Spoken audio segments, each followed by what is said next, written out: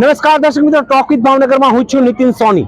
માનવ સેવા એ જ પ્રભુ સેવાના નાદ સાથે કહી શકાય ભાવનગરનું જે સોની સોશિયલ ગ્રુપ છે આ વખતે ફરી એક વખત દાંડિયાનું આયોજન થયું છે। અનાજ સહાયના લાભાર્થી આયોજન કરવા અહીંના જે કાર્યકરો છે આપણે તેમની સાથે વાત કરવાના છે। કેવા પ્રકારનું કાર્યક્રમ? અમે છેલ્લા ઘણા વર્ષોથી અનાજ સહાયનો પ્રોજેક્ટ કરીએ છીએ અને બીજા ઘણા બધા પ્રોજેક્ટ કરીએ છીએ, જેમ કે હેન્ડીક્રાફ્ટ છે, પરિચય મેળો છે, એવા ઘણા બધા પ્રોજેક્ટ અમે કરીએ છીએ। કાજુ કતરી મીઠાઈ પ્રોજેક્ટ એ બધું પણ કરીએ છીએ। અમે આ બધું અનાજ સહાયના બેનર માટે જ કરીએ છીએ અને ખાસમાં ખાસ દરેક સભ્યોનો અમને સાથ સહકાર પણ સારો મળે છે અને સમાજના લાભાર્થીઓને પણ આનો સારો લાભ મળે છે। સાહેબ, તમે પણ આ પ્રવૃત્તિમાં જોડાયેલા છો, બીજી કેવી પ્રવૃત્તિ થાય છે?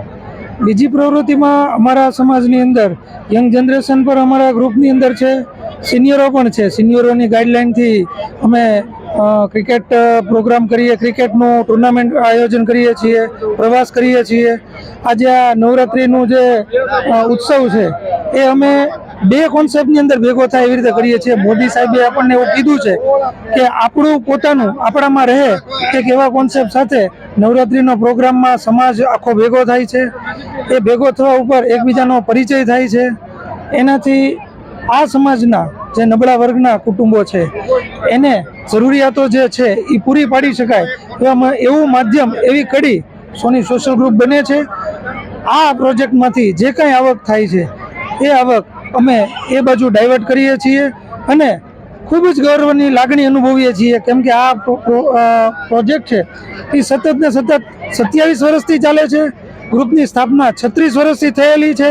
તો ઘણા બધા સિનિયરો મેમ્બરો અમને ઘણું બધું શીખવે છે અને અમે પણ અમારા જુનિયરોને આગળ એવું શીખવવા માગીએ છીએ કે નવા નવા પ્રોજેક્ટો લાવીએ, નવી રજૂઆતો કરીએ, જેથી કરીને સમાજ એક જગ્યાએ ભેગો થાય અને એને કાંઈક શીખવાનું, સમજવાનું મળે અને એકબીજાથી નજીક આવે અને ખૂબ આનંદની અમે લાગણી અહીંયા અનુભવીએ છીએ। દર્શક મિત્રો, આપણે વાત કરી તો એના કાર્યકરો સાથે બહુ સ્પષ્ટપણે કહ્યું છે કે સમાજના જે ભાઈઓ બહેનો છે, યુવા દીકરા દીકરીઓ છે, એ પોતાના સમાજની સાથે ગરબા રમી શકે એટલા માટે આ પ્રકારનું આયોજન કરવામાં આવે છે। પરંતુ આમાંથી જે રકમ મળે છે એ સેવા પરમો ધર્મના નામે જે જરૂરિયાતમંદ લોકો છે એમને ફાળવવામાં આવે છે, એમને અનાજ સહાય પણ અહીંથી આપવામાં આવે છે। એટલે ચોક્કસપણે કહી શકાય કે જે યુવાનોની જે આ ટીમ છે જે પ્રકારે કામ કરી રહી છે, આપણે પણ એમાં ફૂલ નહીં તો ફૂલની પાંખડી સ્વરૂપે કંઈક ને કંઈક આપીએ તો આપણું જે યોગદાન છે એ આપવું જરૂરી છે।